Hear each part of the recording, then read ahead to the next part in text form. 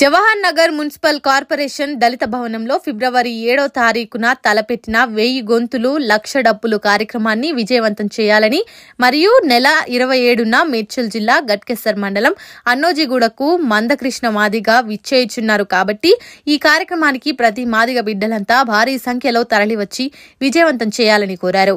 జవహర్ నగర్ లో ఉన్నటువంటి ఎంఆర్పీఎస్ అనుబంధ సంఘాలు మరియు అన్ని కుల సంఘాలు ప్రజా సంఘాలు మద్దతు కోరుతూ 1000 గొంతులు లక్ష డప్పులు కార్యక్రమాన్ని విజయవంతం చేయడానికి ఎంఆర్పీఎస్ నాయకులకు సూచనలు చేశారు. ఈరోజు ఎంఆర్పీఎస్ జవహర్ నగర్ ముఖ్య కార్యకర్తల సమావేశానికి ఇచ్చేసిన అందరికీ పేరున ధన్యవాదాలు. ఈరోజు మరి ముఖ్య ఉద్దేశం ఏంటంటే